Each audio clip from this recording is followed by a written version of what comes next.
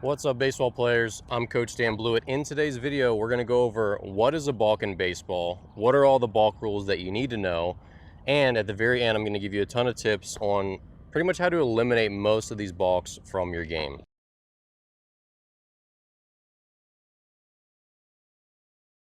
All right, so if you're new here, I'm Coach Dan. I'm a former pro pitcher, so I've got a lot of experience on the mound, obviously, and everyone is balked, no matter how long you played. Still happens in the major leagues. But here's the thing with today's video, I'm going to put timestamps in the description below so you can jump around to the different rules and stick around to the end because I'm going to give you a flow, basically what you're supposed to do pre-pitch, how you should set up. That's going to make it a lot easier to rarely, if ever, balk. Because once you get the hang of most of this stuff, balks are pretty rare and they're pretty easy to avoid. So I'll give you those tips towards the end. And last, don't forget, subscribe to the channel. Check out my 2 pitching books, which you'll find in the description, along with other pitching resources. Okay, first thing, to get this out of the way, what is a balk? What's the definition of a balk? A balk is intentionally or unintentionally deceiving the runner. That's like the kind of like generic definition everyone holds.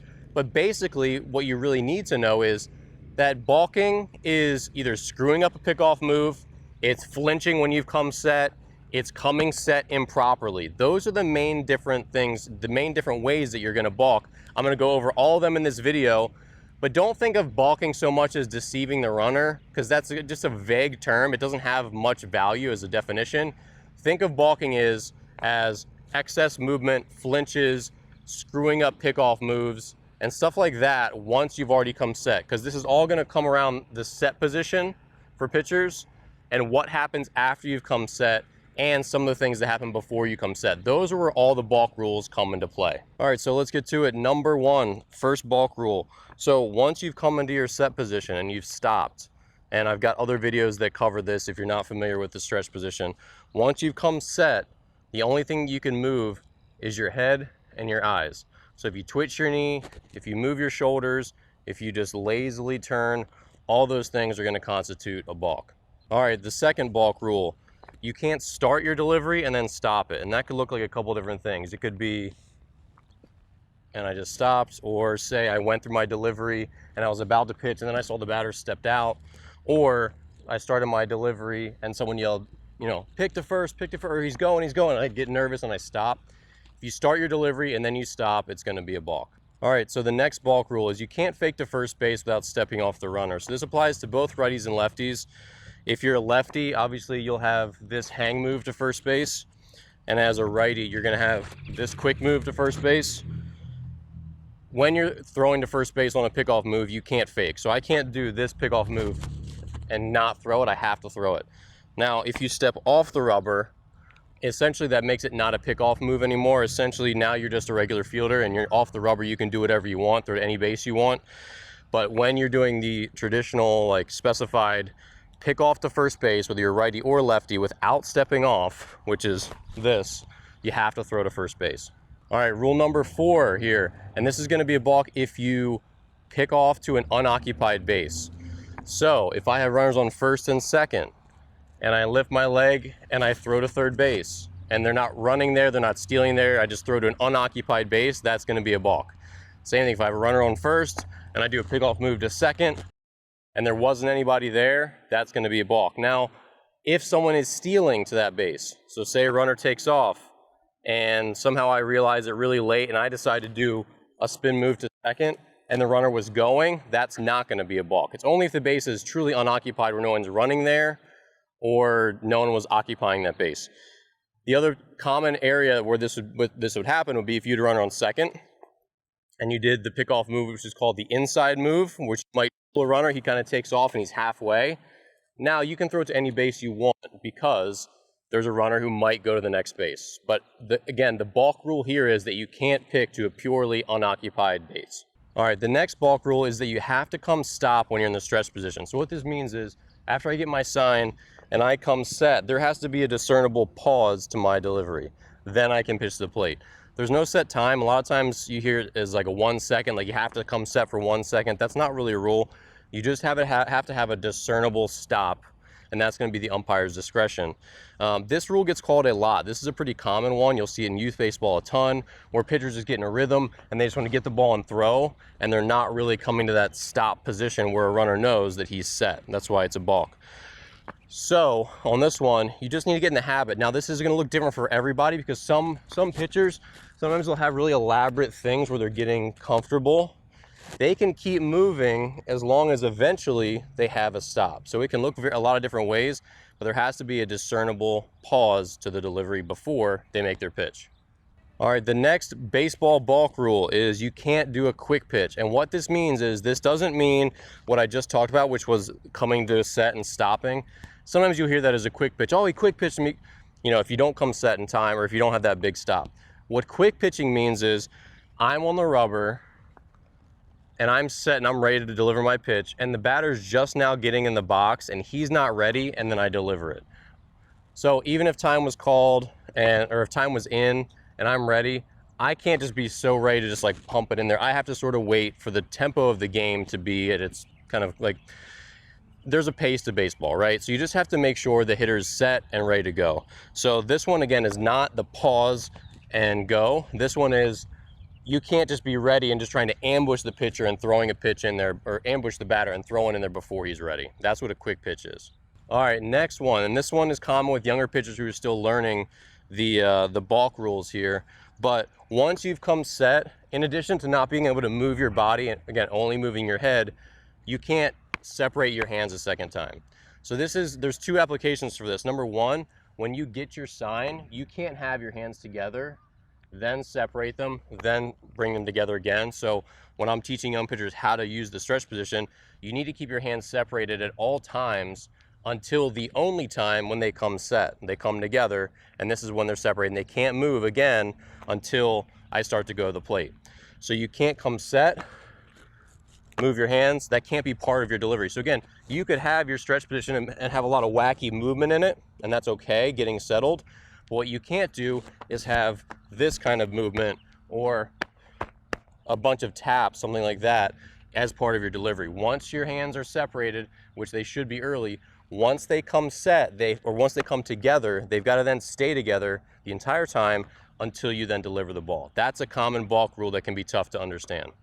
All right, this next balk rule is you can't drop the ball once you've come set. And this one's kind of unfortunate. It's not something you would intentionally do, but you do see it happen once in a while, sometimes in the big leagues, sometimes in youth baseball. A lot of times pitchers are just swirling the ball around and you're actively getting your grip as you come up, and sometimes you'll just lose your grip, and that's a balk. All right, this next balk rule is from the rule books. I don't really exactly know what this looks like in practice, but you have to pitch facing the batter.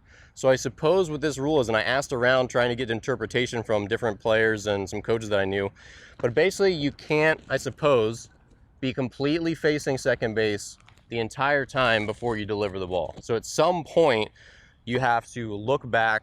I mean, you can start your leg kick, but at some point you've got to look back towards home plate. So in the rule book it says you can't throw a pitch facing away from the batter.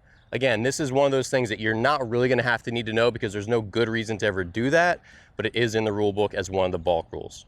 All right, and the 10th and final balk rule here that's really relevant for your game, because then we're going to cover 4 more that are rules that are not super relevant, is that you have to do the proper pickoff footwork. So, for example, when I'm picking to first base, my right foot has to be the one that moves first, making that pickoff as a pitcher.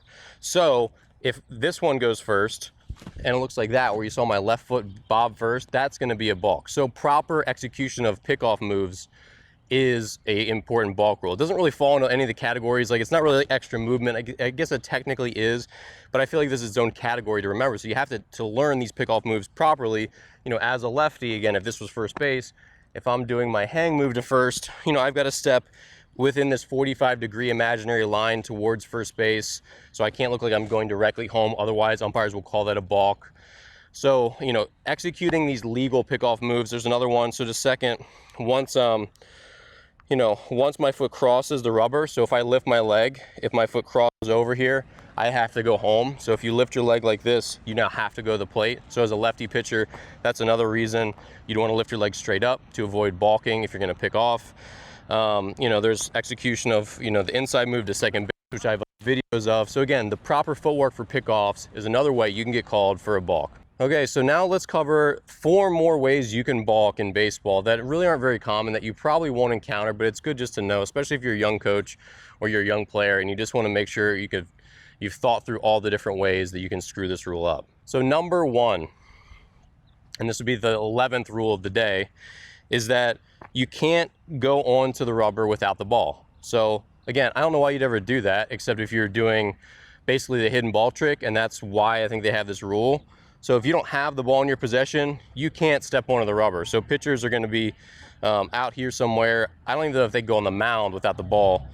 So again, if you come up on the rubber and the umpire figures out that you've done this, he's going to call you for a balk, because you have to have the baseball to be essentially on the dance floor. All right, this next balk rule, you can't unnecessarily delay the game. This one could apply to you, but it really should never apply to you.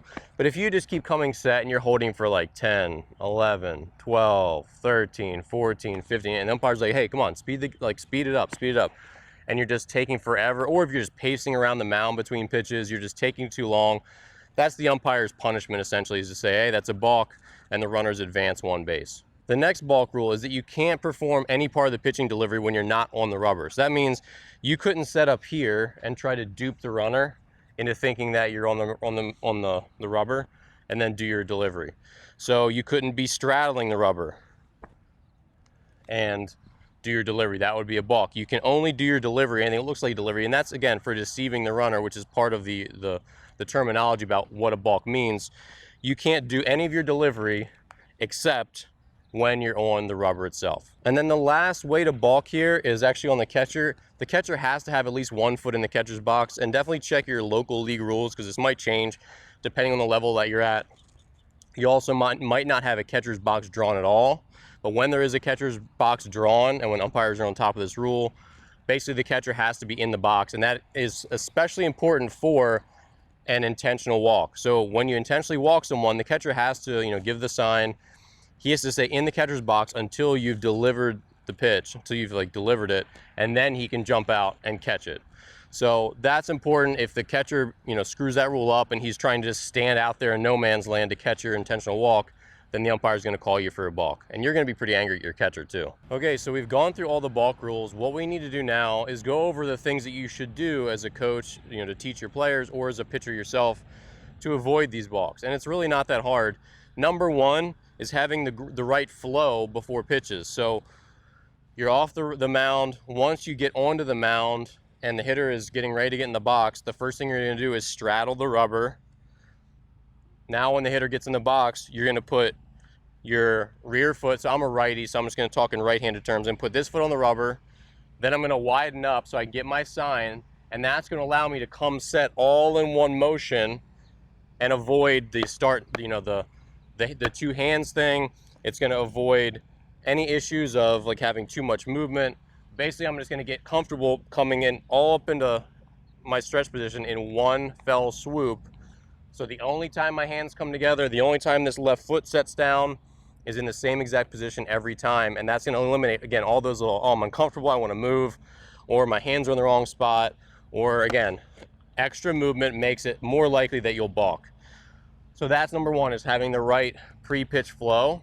And then the second thing is having a good mental pre-pitch checklist, which is, I know where the runners are, I know my duties as a pitcher, I know what's going to happen if they yell he's going, I know which place I'm going to throw the ball if I get a comeback or if I get a bunt. That's not going to impact me balking, but having an idea of everything that could possibly happen before I deliver my pitch is going to make me less susceptible if someone yells, yeah, he's running, step off. That's going to make me less nervous to go, oh no, I wasn't ready for that scenario. I wasn't prepared. When you hear things that you're not prepared to hear, when your fielders yell at you, that's a good time that pitchers, they'll have that that jittery, oh no, they flinch and they balk. That's probably the most common balk, besides the not coming set one, where you don't stop and pause long enough.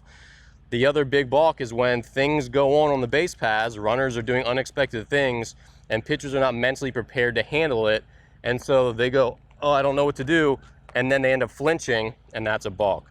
It could happen with a runner on third where they're looking at him. It could happen on a runner on second. It could happen because your coach or your infielders or your catcher yell at you as a pitcher, and that startles you, and then you balk. Those are the biggest things you need to understand. It's the mental checklist, being ready for all different scenarios and being comfortable and relaxed, and saying even if you hear something yelled at you, the number one thing is what? You need to step off first. Once you step off, you can do anything. That's the big lesson as a young pitcher is if you hear something or you're not comfortable, step off, and then you can assess and fix it. But you can't, flinch, and you have to be mentally ready to let all those yells and potential weird things that happen just flow through your mind and not impact the pitch you're about to throw, okay? So hopefully today's video was helpful. I know it was long. There's a lot of balk rules, but it's really not that complicated of a thing, especially if you're from another country, if you're just learning baseball. The balk rules can seem really confusing, but at the end of the day, once you come set, the only thing you can move is your head. You can't flinch, so you have to be mentally ready to not flinch. And once your hands come set, you need to have a pause, and you can't separate them again. Those are the biggest things. It's really not that hard to not balk, but again, these rules are something that you need to go over and over when you're a kid. And I know that's why there's a lot of great umpires who, when kids balk when they're young, they'll go out and explain the rule and help them understand so they don't continue to do it. And that's a good thing about growing the game and umpires helping young players improve as well. So thanks for watching. Be sure to check out the description below where you'll find more videos. I put pick-off videos and other stuff that's relevant to this video in the description. You'll also find my books, my online courses, all that good stuff. Thanks again for watching, and I'll see you in the next video.